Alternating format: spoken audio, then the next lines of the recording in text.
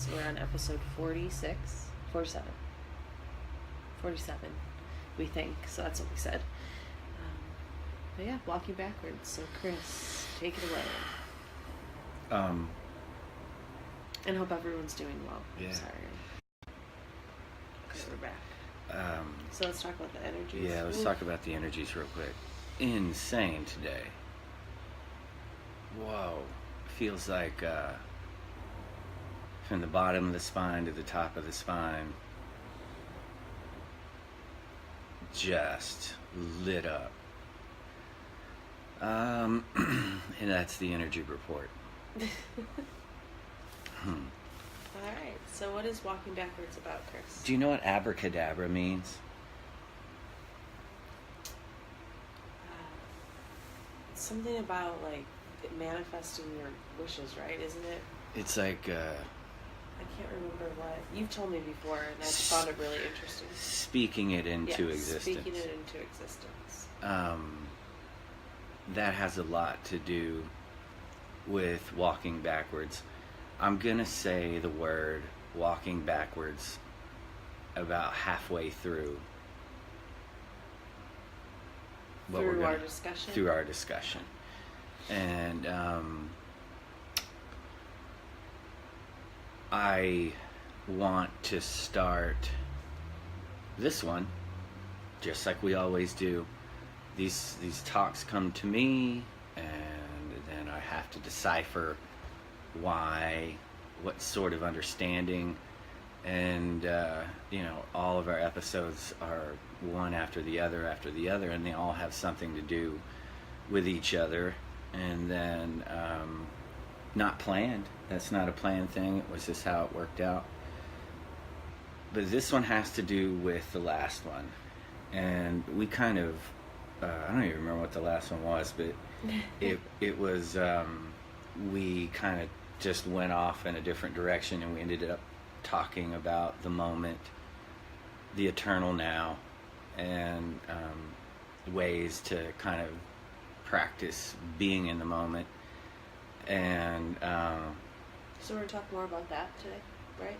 No, I want to end there. And the question that I always get with whomever I'm talking to about this type of stuff is, okay, so I've been, practicing, and I'm able to push my thoughts out and observe them.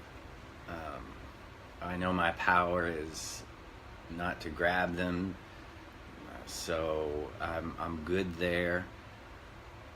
I've told my brain, focus on the breath, so that happens. So those pop thoughts that we talk about all the time, I can't see them, they're far away. I'm focusing on my breath, my natural breath. I'm in the zone, I'm in the moment, I'm there. Now what? It's always the question, do I just stay there? How a lot of people ask about, well, am I just supposed to walk around with a blank mind all day? That is a very relevant question. Yes. And I want to cover it because I feel like it's important to add on to what we talked about last time. Doing all of those things and silencing the mind it leaves you a blank canvas of conscious thought. Thoughts create reality, but to get to that reality, there is so now you've silenced the mind of all the jibber jabber that's going on. You're in the moment, you're consciously thinking, consciously projecting. And when I say projecting, I want to clarify that. See it. Envision it. See yourself doing it. Feel it. The big part of this, I think of that as feel it as well. Feel the joy that you get from that. Feel the emotions with it. What folks have a hard time understanding is that if you are thinking about something, you're giving it energy. Mm-hmm. Well, a lot of people manifest fear. So they give that fear energy, it pops up into their life because they've created it. You attract what your thoughts are attracting everything that is coming to you right now. Your Yes. thoughts cause that. So with that, okay, I've silenced my mind.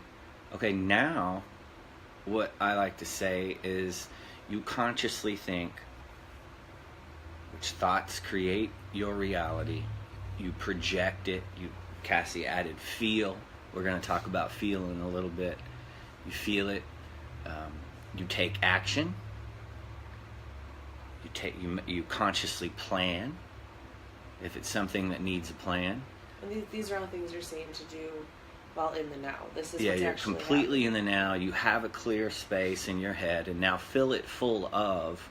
So we're silencing, and now we're going to build a new picture. This is what I like to call rewiring the brain. It takes some time to silence. So this part, once you've mastered the first part, this part is the second part. And consciously thinking, projecting, feeling, taking action, doing. I always like to say that this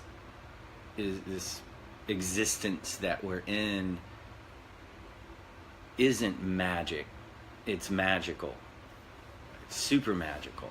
And the more and more silence of the mind, the more and more in tune you become with it. So getting to that now, so we're silenced, consciously thinking. At one point in time, you're going to have some sort of an understanding, awakening, and that's when I like to say you start, let me digress real quick. We're taught to go as fast as you can, head down, compete, seek externally, go, at all cost. And Survival of the fittest. that Kill or is be killed. that is our indoctrination to the world. I see it as seeing that, observing that around you. The individual has no competition. Your purpose is individualized. And what occurs is your only competition becomes yourself. And evolving to meet that specific projection that you feel that you're going to complete and create. So your path is your own. How could you compare it to anyone else's? Yeah, there's no competition on you hear people say all the time to pick your lane, pick your lane and go. And this is where the second half of this comes into play. Do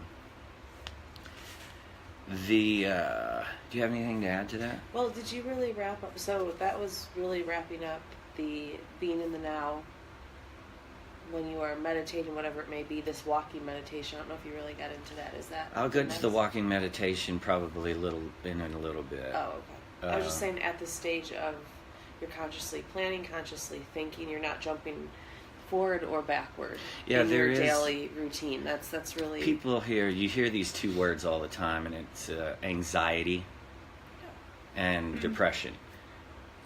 Those two things in the moment, in the specific moment, are possible, but they're defeatable. They're faceable. Yes. And they will occur. But once you face it, they go away. And a lot of people understanding that everything is a lesson or something to help you evolve makes that easier as well. It's easier to face and get through it. Yeah. A lot of people hang out in the past and they're completely fucking depressed. A lot of people hang out in the future. A lot of business people, they're constantly in the future and they're never in the moment, never expressing gratitude because it's more, rat race, the whole thing. I think what... Go ahead. I was saying, I think what I wanted to add was that when you have that I guess I kind of think of it as like an open channel. When your brain is open, you have an open channel to the Creator. I really feel that, because God is everything. You are letting this creative energy flow through you with an open mind. I think that's a big part of it too. Yeah. And that's where your individuality and creativity comes into play. Usually after you said like an awakening, these ideas and these thoughts. It's kind of like you're going at full speed, and then you stop. And that's that awakening moment of whoa, okay. And then slowly you start walking backwards. Now everyone else is flying by you. Yeah. You start to let go. You truly are separate from the material. I think that's a big part of it, because you realize we have everything we need at all times. Chris and I talk about this a lot, because it just comes up always, that our bodies heal ourselves. This earth makes the food we need. You know, everything. We have everything. We're self-sustaining. Yeah, and having you notice that you get back to the basics. Like, you don't want really anything more. Other things are material can be fun, but it's not your focus. Yeah, it's not the focus at all. It feels like, yes, you are going backwards, so everyone else is trying to grab onto the future. Now, as you're going backwards, that's your initial descent. I like to say it's like you have the moment of clarity. Oh. Whoa, you wake up, you see the world for what it is, and that's the descent.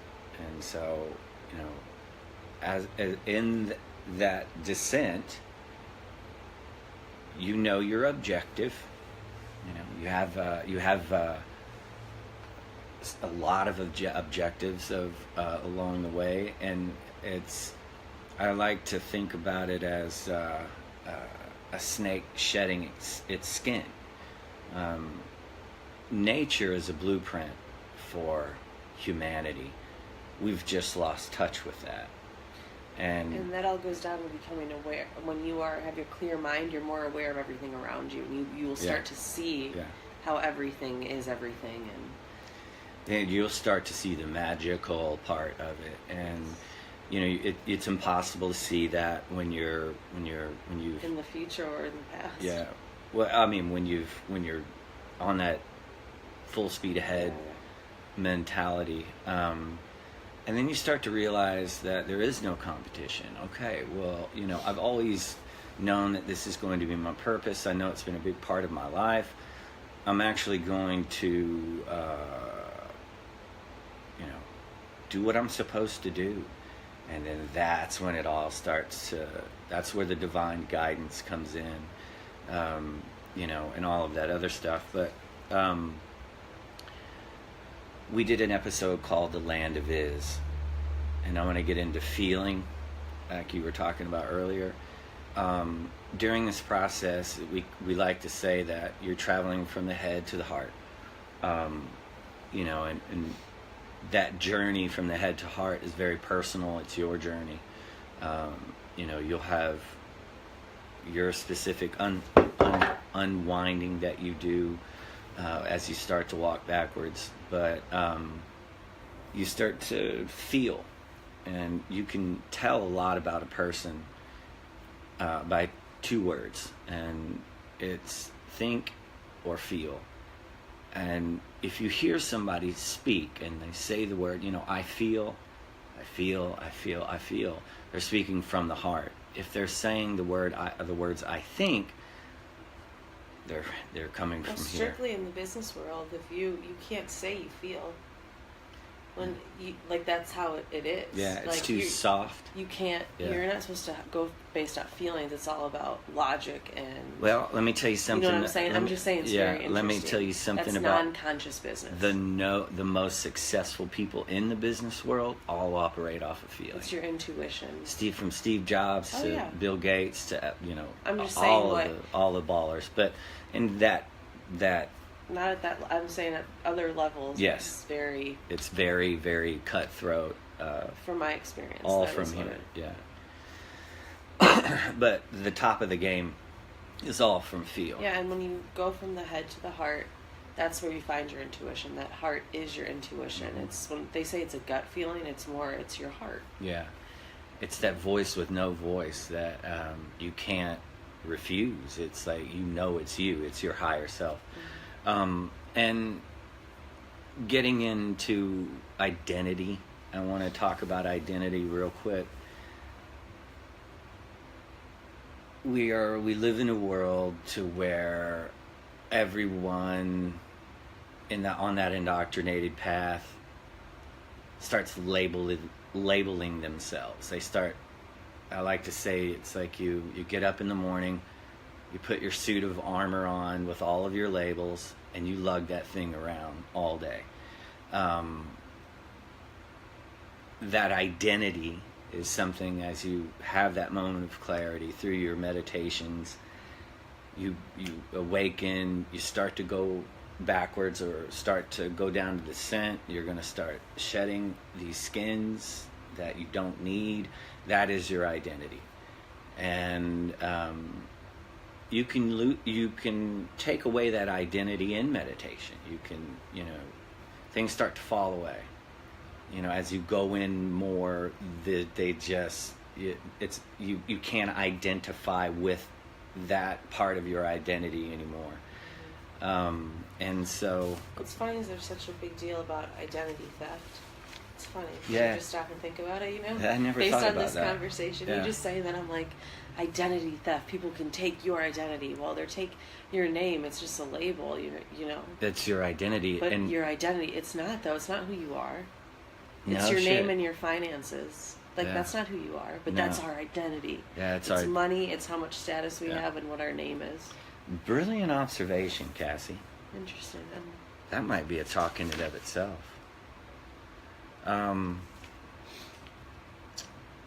We talked about competition. That's just a big part of it. Yeah. It's funny how, from my personal experience on, if you call it this life journey, spiritual journey, whatever you want to call it, this descent, I used to be so into sports and all these things, and it's still great. I have nothing against it. However, I have no interest. I went from being like fantasy football, so interested in sports myself and watching and also doing them myself. No interest. It's just like, and people ask me, like, I really just don't care. It's so weird. And I think that has a part of, the competition is only with yourself. And so it's really interesting. Yeah, I've noticed. I have no interest in sports or anything, and I used to just be because so attached. People get so attached. Yeah, it was this. It's such an ego thing. And which people again, live and die for these teams. Yeah, I'm just like, they're not. Anyway, literally, people. Yeah, people kill people after games and shit, and that's like a whole other talk in itself. But that's another brilliant observation. Eventually, through all of this process, it's like through your practice, and it takes years and years of. Again, why it's called practice. Yeah, it's such an important reminder when you start this journey. Yeah, you're not. It's not a competition. We joked about that last time, but it's But I used to do that with you a little bit. I wasn't just me asking. I don't know. I would get jealous and. Yeah, and based on his ability to most likely meditate longer or feel things that I didn't, and it's so not about that. Yeah.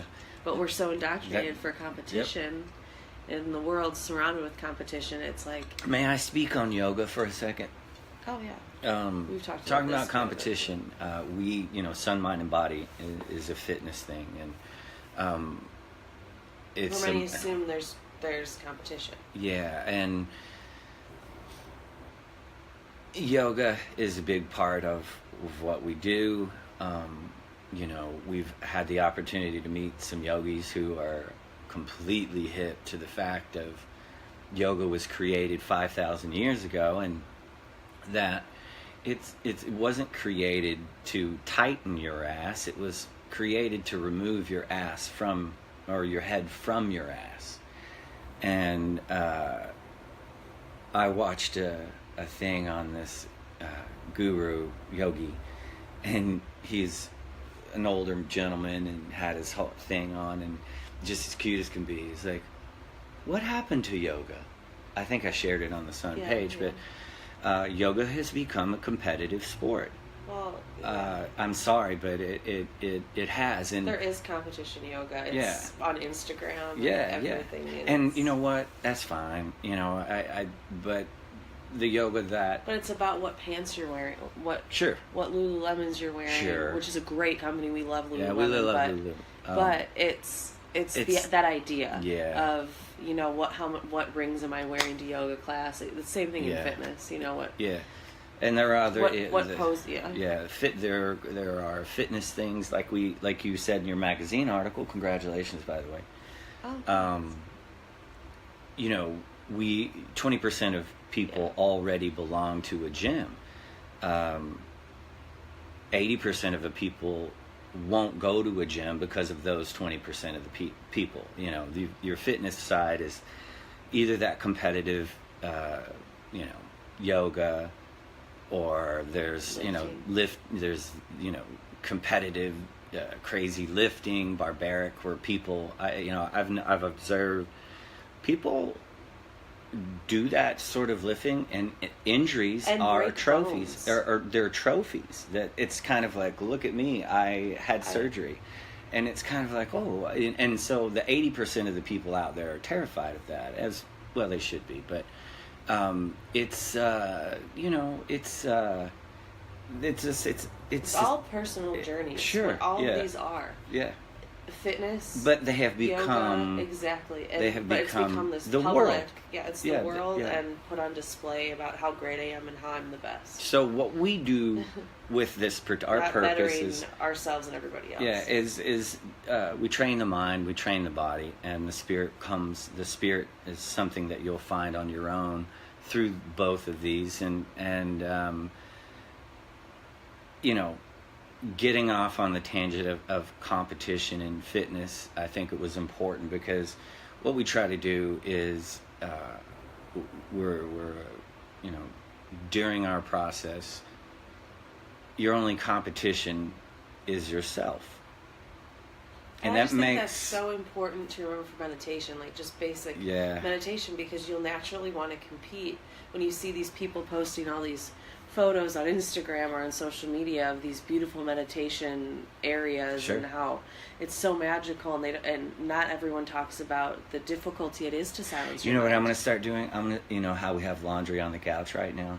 I'm going to start meditating on piles of laundry and taking photos. Because they're everywhere. But no, that's the reality. That's the reality of it. It you know, is. It's like you can do. It's meant to be. You can get to a point of walking meditation. Sure. Yeah, and ultimately, what occurs is you become a walking meditation. You're in the moment. You're living in the moment. Your life is happening. You're not reacting to life.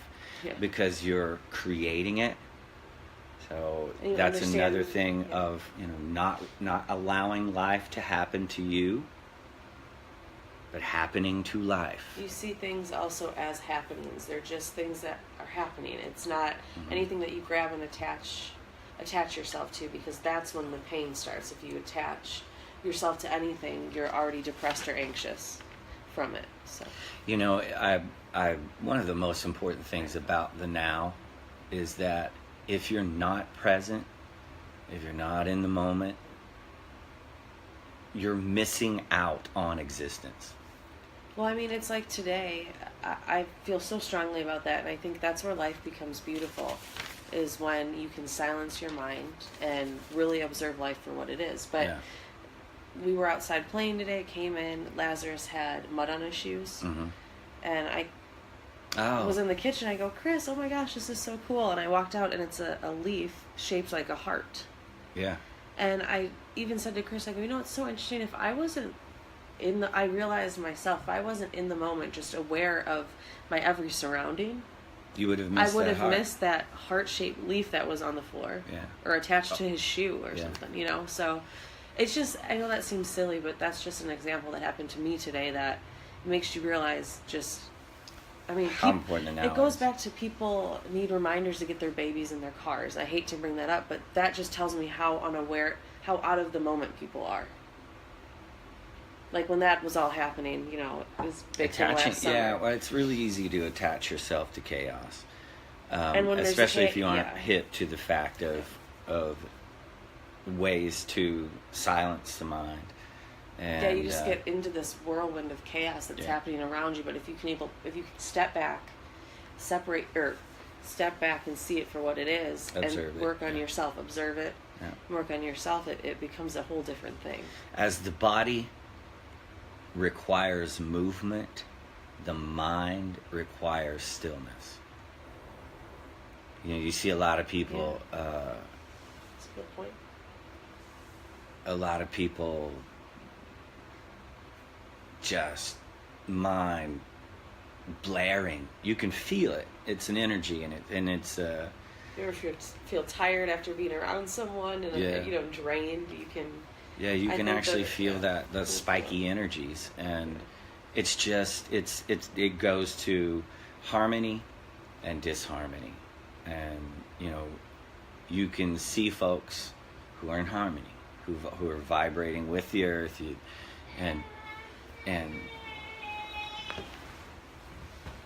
nonetheless, that is it for this evening. Thank you for listening, and I think that's it. Laz is up.